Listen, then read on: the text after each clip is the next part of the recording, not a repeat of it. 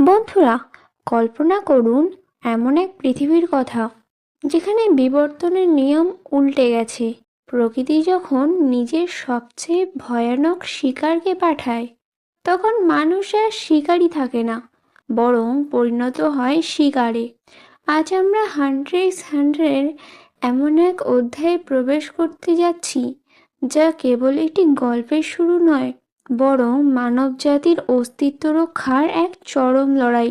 হ্যাঁ, আমি কথা বলছি হান্টারের সিজন 5, অর্থাৎ কিমেরা অ্যান্ড আর্কের এপিসোড নম্বর 2 নিয়ে, যেখানে অন্ধকার গুহার ভেতরে থেকে ভেসে আসছে এক রানীর ক্ষুধার্ত চিৎকার। আর সেই ক্ষুধা মেটাতে প্রয়োজন কেবলই মানুষের প্রাণ। গন আর কিলুয়া কি জানতো কাইটের সাথে এই পুনর্মিলন তাদের এমন এক দানবীয় শক্তির মুখোমুখি দাঁড় করাবে, যা তাদের কল্পনাকেও হার মানায়।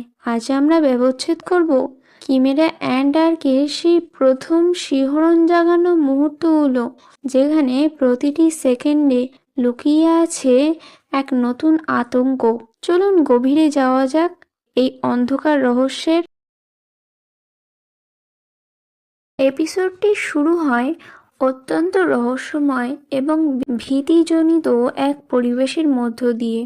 আমরা দেখতে পাই একটি বিশাল এবং অদ্ভুত প্রাকৃতিক প্রাণী, যা আসলে একটি কিমেরা অ্যান্ড রানী। সে একটি অন্ধকার গুহার ভেতরে অবস্থান করছে এবং তার প্রধান লক্ষ্য হলো একটি অত্যন্ত শক্তিশালী রাজাকে জন্ম দেওয়া। রানী বিড়বিড় করে বলছে যে তাকে তার দায়িত্ব পালন করতেই হবে এবং বিশ্বের সবচেয়ে শ্রেষ্ঠ এবং শক্তিশালী রাজাকে জন্ম দিতে হবে। এই রানীর মধ্যে রয়েছে এক অতৃপ্ত ক্ষুধা, যা মেটানোর জন্য তাকে প্রচুর পরিমাণে পুষ্টিকর খাবার খেতে হবে। এই ক্ষুধার তাড়নাই মূলত পুরো মানবজাতির জন্য এক মহাবিপদ সংকেত হিসেবে দেখা দেয়। অন্যদিকে আমরা দেখতে পাই আমাদের প্রিয় দুই নায়ক গন আর কিলুয়াকে। তারা গনের বাবা জিংয়ের শিষ্য কাইটের কাছে পৌঁছাতে সক্ষম হয়েছে। কাইট একজন বায়োলজিক্যাল হান্টার, যার কাজ হলো পৃথিবীর নতুন নতুন এবং বিরল প্রজাতির প্রাণী নিয়ে গবেষণা করা। কাইট গনের সাথে অনেক বছর আগে দেখা হওয়ার কথা স্মরণ করে এবং সে বুঝতে পারে যে জিং সম্ভবত উদ্দেশ্যপ্রাণিতভাবে গন এবং কিলুয়াকে তার কাছে পাঠিয়েছে।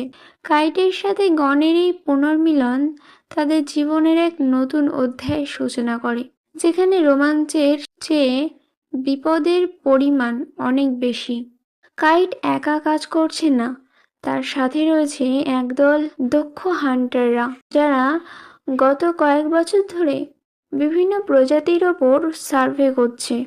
এই দলের সদস্যরা যেমন স্পিনার, ক্লো, মন্ট ইউরোস এবং স্টিক ডিনার প্রত্যেকেই অত্যন্ত পারদর্শী। তারা গনের পরিচয়ে জানতে পেরে বেশ অবাক হয়ে যায়, বিশেষ করে যখন তারা শোনে যে গন হলো কিংবদন্তি হান্টার জিংয়ের ছেলে এবং কিলুয়া হলো বিখ্যাত জর্ডলিক পরিবারের সদস্য। কাইটের টিম একটি প্রমাণ উদ্ধার করেছে, একটি দানবীয় প্রাণীর পাঞ্জা বা থাবা। এই থাবাটি দেখতে অনেকটা মানুষের আঙুলের মতো বড়, যা দেখে কাইট সন্দেহ করছেন যে এটি কোনো সাধারণ পোকা নয়, বরং এটি একটি অতিকায় কিমেরা অ্যান্ট। কাইট এই প্রজাতির একটি অত্যন্ত বিপজ্জনক ক্ষমতার কথা ব্যাখ্যা করেন, যার নাম হলো ফ্যাগোজেনেসিস। এটি এমন এক জৈবিক প্রক্রিয়া যেখানে কিমেরা অ্যান্ট রানী যা কিছু ভক্ষণ করবে, তার পরবর্তী প্রজন্মের সন্তানদের মধ্যে সেই খাবারের গুণাগুণ বা ডিএনএ চলে যাবে। সহজ ভাষায় বলতে গেলে, রানী যদি কোনো মাছ বা পাখি খায়, তবে তার সন্তানরা সেই মাছ বা পাখির মতো বৈশিষ্ট্য নিয়ে জন্মাবে। কাইট ভয় পাচ্ছেন যদি এই রানী কোনো মানুষকে খেয়ে ফেলে, তবে তার পরবর্তী প্রজন্মের সন্তানরা মানুষের মতো বুদ্ধিমান এবং শক্তিশালী হবে, যা পৃথিবীর ভারসাম্য নষ্ট করে দিতে পারে। কাইট আরও ব্যাখ্যা করেন যে এই কিমেরা অ্যান্টগুলো ক্লাস 1 কোয়ারেন্টাইনভুক্ত প্রাণী, অর্থাৎ এরা অত্যন্ত বিপজ্জনক। সাধারণত এই পিঁপড়েগুলো ছোট হয়, কিন্তু বর্তমানে যে পাঞ্জাটি পাওয়া গেছে তার আকার থেকে বোঝা যাচ্ছে যে এই প্রাণীর উচ্চতা প্রায় 2 মিটার বা তার বেশি। এত বড় একটি প্রাণী যদি বন্য পরিবেশে ছড়িয়ে পড়ে, তবে সে টিকে থাকার জন্য যে কোনো বড় প্রাণীকে শিকার করতে পারে। রানীর এই সর্বগ্রাসী ক্ষুধার কারণে তারা কোনো একটি প্রজাতির অস্তিত্ব সম্পূর্ণ বিলীন না করা পর্যন্ত থামে না। এই তথ্যটি শোনার পর গন এবং কিলুয়া বুঝতে পারি যে তারা এক ভয়ানক সত্যের মুখোমুখি দাঁড়িয়ে আছে। গল্পের এই পর্যায়ে আমরা একটি শান্ত গ্রাম্য দৃশ্য দেখতে পাই, যেখানে কুর্ট এবং রিনা নামের 2 ছোট্ট ছোট ভাই বোন খেলা করছিল এবং মাছ ধরছিল। কুর্ট তার ছোট বোন রিনাকে খুব ভালোবাসে এবং সে প্রতিজ্ঞা করে যে সে সবসময় তার বোনকে রক্ষা করবে। তারা জানতো না যে তাদের ঠিক পেছনেই দাঁড়িয়ে আছে এক ভয়ানক ছায়া, ঘাপটি মেরে বসে আছে। একটি ক্যামেরা অ্যান্ট সৈন্য তাদের ওপর অতর্কিতে হামলা করে।